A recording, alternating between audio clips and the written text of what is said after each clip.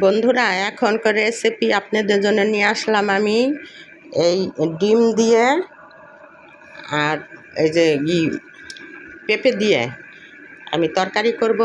আর এই যে কেতলিটার ভিতরে আমি এই যে কাঁকরোল সিদ্ধ দিচ্ছি, কাঁকরোলের ভর্তা বানাবো। দেখবেন আমি কিভাবে এই রেসিপিটা করি। আগে আমি এই পেঁপেটা আগে একটু সেদ্ধ করে নিচ্ছি। এখন আমি এই পানিটা ফেলে তারপরে আমি এটা রান্নাটা করব। এখন আমি নামিয়ে নিলাম। এখন আমি তেল দিলাম। এখন তেলটা ভালো করে গরম হয়ে গেলে আমি ডিমগুলো ভেজে নেব।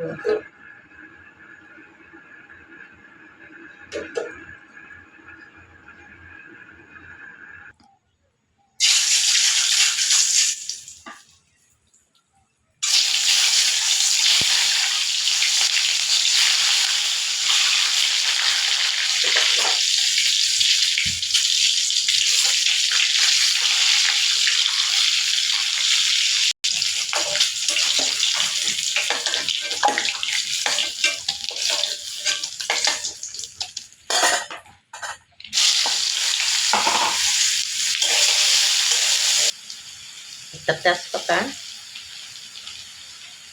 লবণ, এখন দিলাম কাঁচামরিচ বাটা,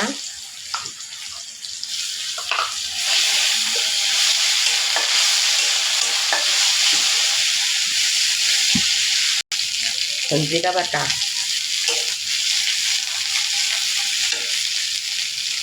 আদা বাটা, রসুন বাটা।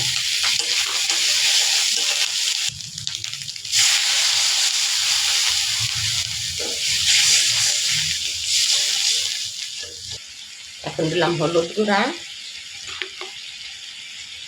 ধনিয়া গুঁড়া।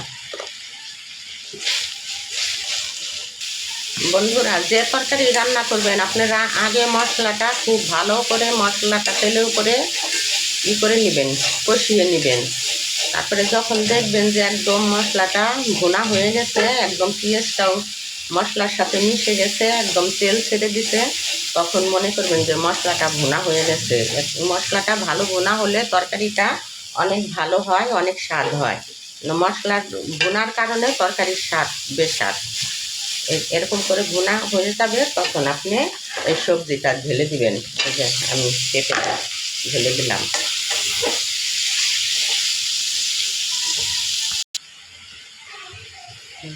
একটু পানি দেব, পানির সাথে আবার আমি সবজিটা ভালো করে কষিয়ে নিব। কষিয়ে নিয়ে তারপরে আমি ঝোলের পানিটা পরিমাণ মতো দিয়ে দিব। তারপরে আমি ডিম দিয়ে যতটুকু পরিমাণ জাল লাগবে ততটুকু দিয়ে তরকারিটা আমি নামিয়ে নিব।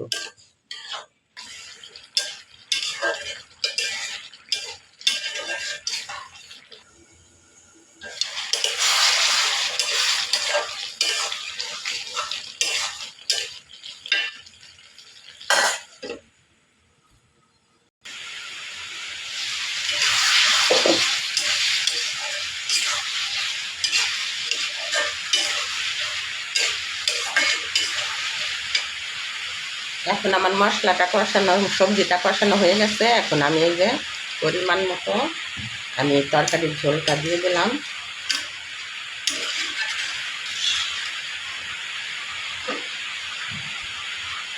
বন্ধুরা, কাঁকরোল ভর্তার জন্য আমি এই শুকনো মরিচগুলি সর্ষের তেলে ভেজে নিব।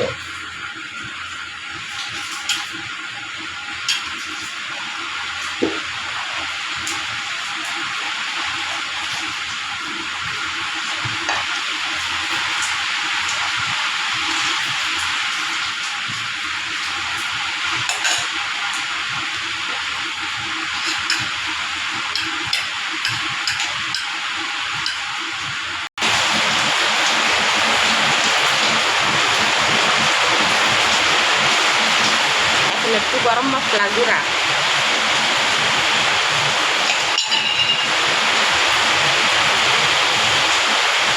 বন্ধুরা অনেক বৃষ্টি হচ্ছে।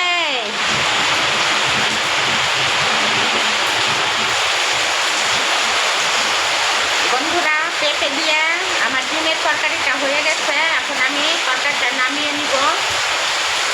দেখেন পেঁপে দিয়ে কম মশলা দিয়ে এইভাবে করে ডিম রান্না করে খেয়ে দেখবেন, খাইতে ভালোই স্বাদ লাগছে, খাওয়াটা অনেক উপকার, পেঁপের তরকারি তো খাইতে অনেক উপকার।